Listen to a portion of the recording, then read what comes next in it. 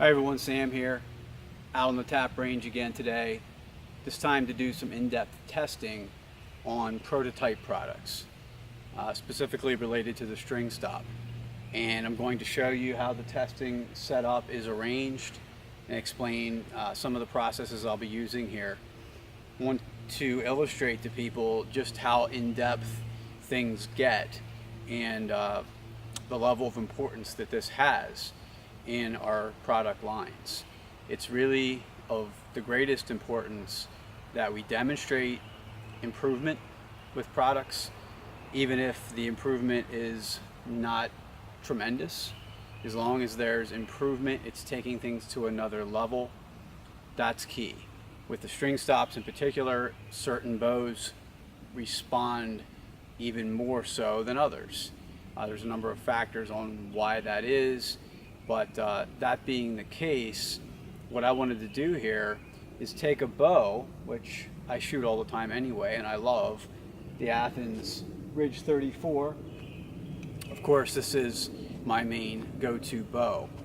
But I wanted to take a bow that I know is already extremely quiet, that is already very managed as far as vibration. And I wanted to use it as the test bow to demonstrate what the product can accomplish. If we can further enhance vibration control and noise control on a bow like this, then just imagine what can be accomplished on a bow that is known to have a louder peak volume. It is known to have perhaps a noticeable degree of vibration. So that's what we're going to do here, and I have a number of variations of string stops that I'm going to be testing. So got everything lined up to do this. The bow, of course, is ready to go. It's got two stabilizers already on it. It's going to be staying as it is.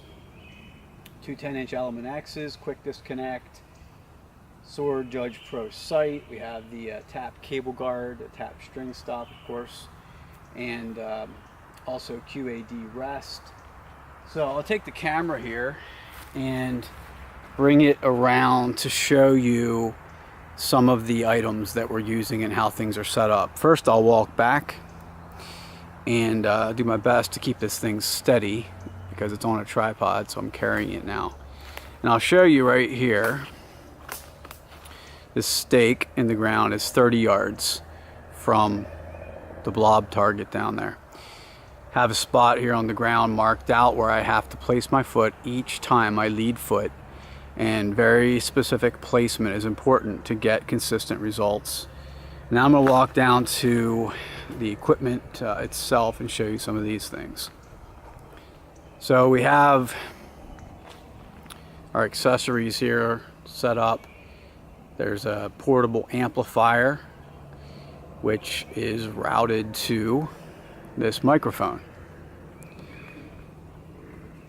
and this is a calibrated testing microphone, flat response, which provides no weighting to any particular frequency.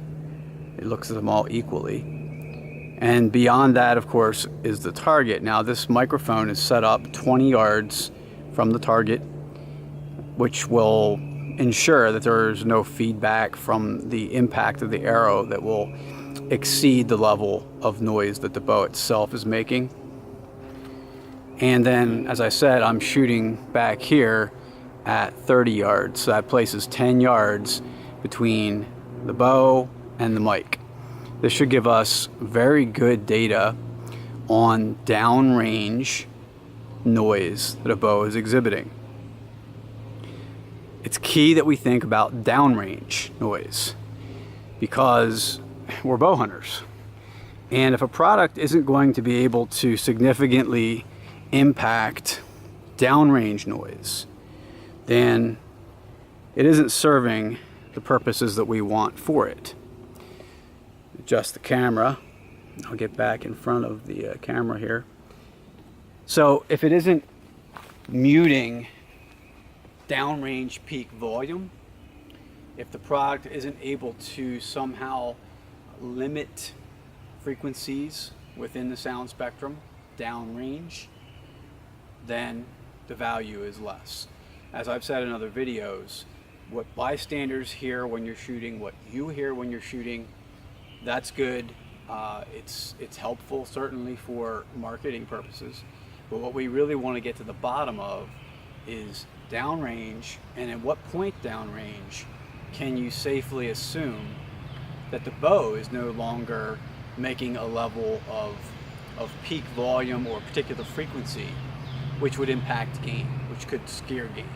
So further testing will come along at some point regarding at what point does arrow noise in flight potentially exceed, it should exceed at some distance, the noise from the bow shot itself. So that's a rather complex process to get that down, but that is something I have planned at some point in the future.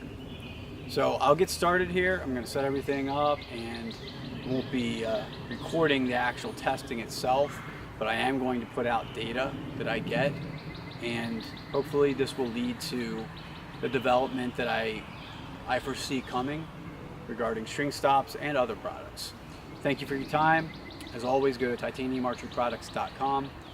Take a look at all of our product collections, take a look at the reviews we have on there, pull down the test data page we have, which is very useful information. Hopefully some of this information that I gain here today will make its way to the website. Take care, everybody. Stay tapped out.